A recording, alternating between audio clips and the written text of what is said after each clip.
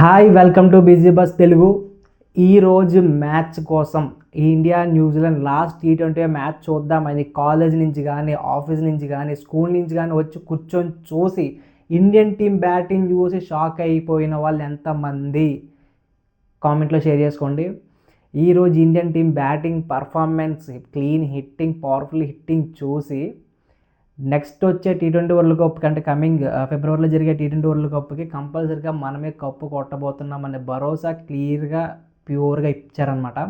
అంత మంచి బ్యాటింగ్ అయితే చేశారు. బౌలింగ్ లైన్ అంత పెద్ద టార్గెట్లో మంచి అవతల టీం కూడా స్కోర్ కొట్టడానికి ట్రై చేశారు కాబట్టి ఆ మాత్రం స్కోర్ అయితే ఇస్తారు, అది ఆబ్వియస్గా జరిగేదే.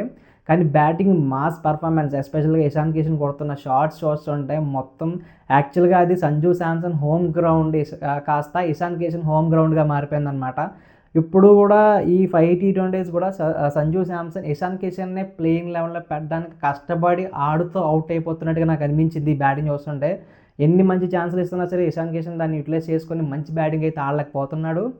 ఇషాన్ కిషన్ వాటిని 2 చేతులతో పట్టుకొని ఎక్కడ ఛాన్స్ దొరికితే అక్కడ ఎలాంటి షాట్లు పడితే అలాంటి షాట్లు కొట్టుకొని బీభత్సమైన ఫైనల్ T20లో సెంచరీతో చెలరేగిపోయాడు. మామూలుగా ఆడలేదన్నమాట. శివతాండవమే ఇంకంత భయంకరమైన బ్యాటింగ్ చేశాడు. ఇంకా ఖచ్చితంగా ఇషాన్ కిషన్ నుంచి టీంలోంచి తీయడానికి సాహసమే చేయలేని పరిస్థితులకు తీసుకెళ్ళిపోయాడు.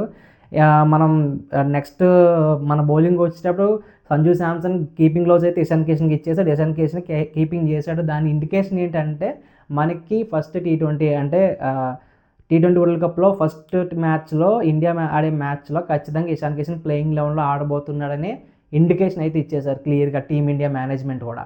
అలాంటి పర్ఫార్మెన్స్ చేశాడు ఇషాన్ కిషన్. ఖచ్చితంగా తనకి ప్లేయింగ్ లెవెన్లో అవకాశం ఖచ్చితంగా ఇవ్వాలి అని ప్రూవ్ చేసుకున్నాడు డొమెస్టిక్ నుంచి ఈ రోజు వరకు. ఎందుకంటే డొమెస్టిక్లో మంచి ఫామ్లో ఉన్నాడు. విదర్భ టీమా జార్ఖండ్ టీం మంచి టీం విన్నింగ్ చేశాడు ఫస్ట్ టైం అనమాట. ఇదంతా మంచి కంబ్యాక్ సెగ్మెంట్స్ అన్నీ యాడ్ చేసుకొని ఇషాన్ కిషన్ అయితే పర్ఫార్మెన్స్ చేశాడు. ఇంక నెక్స్ట్ వచ్చేసి హార్దిక్ పాండ్యా. మన సూర్యకుమార్ యాదవ్ గురించి మాట్లాడదాం. హార్దిక్ పాండ్యా అలాంటి బ్యాటింగ్ చేశాడంటే cool and calm and composed అనమాట.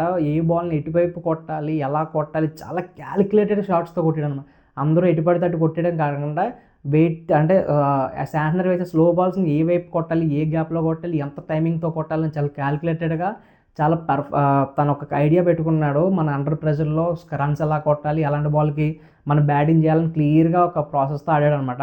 ఇంకా నెక్స్ట్ వచ్చేసి సూర్యకుమార్ యాదవ్ బ్యాటింగ్ 2025లో ఒక హాఫ్ సెంచరీ లేకపోయినా బిఫోర్ T20 వరల్డ్ కప్ మంచి ఫామ్లోకి వచ్చి ఎలాంటి షాట్లు అప్పటి వరకు 140, 130 స్ట్రైక్ రేట్తో ఉండే బ్యాటింగ్ సడన్గా 220కి ఎంతకు పోయింది. సూర్యకుమార్ అవుట్ అయ్యేసరికి 62, 30 బాల్స్కి ఎంతో అంత ఫాస్ట్ యాక్సిలరేషన్ అనమాట. ఆ బౌలర్ స్లో బాల్ వేసినా, ఆ బ్యాక్ ఆఫ్ ది హ్యాండ్ వేసినా, అవుట్ సైడ్ ఆఫ్ స్టంప్ వేసినా సరే డైరెక్ట్ స్టాండ్స్లోకి వెళ్ళిపోయి అంత బీభత్సమైన బ్యాటింగ్. ఈరోజు త్రివేంద్రం అంటే తిరువనంతపురంలో జరిగిన స్టేడియం మ్యాచ్లో మొత్తం సంజు శాంసన్ బ్యాటింగ్ చూద్దాం అని వస్తే అతను తప్ప మిగతా వాళ్ళు అందరూ పర్ఫార్మెన్స్ చేశారు. ఈవెన్ బౌలర్స్, ఫీల్డర్స్ అందరూ చాలా మంచి ఆపర్చునిటీ అయితే మిస్ చేసుకున్నాడు. సంజు శాంసన్ కంపల్సరీగా మిస్ చేసుకున్నాడు T20 వరల్డ్ కప్లో. అంటే ఫస్ట్ నుంచి సంజు శాంసన్ అందరూ చాలామంది ఎక్స్పర్ట్స్ కానీ ప్లేయర్స్ని బ్యాక్ చేసుకుంటూ వచ్చారు. వాళ్ళందరి నమ్మకాలని ఇతను క్లియర్గా పోగొట్టాడు అనమాట. బ్యాక్ ఫుట్లోకి వెళ్ళిపోవడం, షార్ట్ సెలెక్షన్ మంచిగా లేకపోవడం, బాల్ మనం షార్ట్ ఆడే వరకు వాచ్ చేయట్లేదు. ఈరోజు అవుట్ అయిపోయిన బాల్ అయితే ఇటు లెగ్ సైడ్ ఉంటే ఆఫ్ స్టంప్ ఆఫ్ షాట్ కొట్టడానికి అయితే ట్రై చేశాడు. అది టాప్ ఎడ్జ్ తీసుకొని అవుట్ అయిపోయాడు అనమాట. అంత మంచి పర్ఫార్మెన్స్ అయితే పెట్టలేకపోవడం వల్ల ఖచ్చితంగా సంజు శాంసన్ని తీసేస్తారు టీంలోంచి. ఇది సంజు శాంసన్ ఫ్యాన్స్ అందరికీ చాలా బ్యాడ్ న్యూస్ అని చెప్పుకోవాలి. చాలామంది సంజు శాంసన్కి సోషల్ మీడియాలో సపోర్ట్ వస్తుంది, కానీ తనకు తాను ప్రూవ్ చేసుకోవడానికి కంపల్సరీగా ఫెయిల్ అయిపోయాడు. Ishan Kishan up to the order అంటే ఓపెనింగ్ ఆర్డర్ వచ్చి ఇంకా సెంచరీని సృష్టించే టైం వచ్చిందనమాట. సో మీరేమనుకుంటున్నారు? సంజు శాంసన్ని టీంలోంచి డ్రాప్ చేయడం కరెక్టా, రాంగా? ఇషాన్ కిషన్కి ఆపర్చునిటీ ఇవ్వాలా? కింద కామెంట్ చేయండి. తర్వాత ఈరోజు బ్యాటింగ్ చూస్తే ఖచ్చితంగా మనకి ఫిబ్రవరి 15న పాకిస్తాన్తో మ్యాచ్ ఉంది. ఈ మ్యాచ్లో ఇండియన్స్ ఆడుతున్న బ్యాటింగ్ ఖచ్చితంగా పాకిస్తాన్లో చూసే ఉంటారు, భయపడిపోయి షేక్ అయిపోతారు అనమాట. అలాంటి బ్యాటింగ్ చేశారు మన వాళ్ళు. ఏ బాల్ ఎట్టేసినా సరే కొట్టేశారంటే పాకిస్తాన్లో కూడా పక్కన భయం పట్టుకుంటుంది. ఇప్పుడు ఏమో మనల్ని ఎలా కొడతారా బాబు వీళ్ళని. ఖచ్చితంగా పాకిస్తాన్ టీంకి అయితే మన వాళ్ళు మంచి రిప్లై అయితే ఇవ్వబోతున్నారు నాకు అనిపిస్తుంది. ఈ టోర్నమెంట్లో ఒక్క మ్యాచ్ కూడా ఓడిపోకుండా మళ్ళీ కప్పు కొట్టే ఛాన్సెస్ అయితే very very very very high అనమాట. మీరేమనుకుంటారో కింద కామెంట్ చేయండి.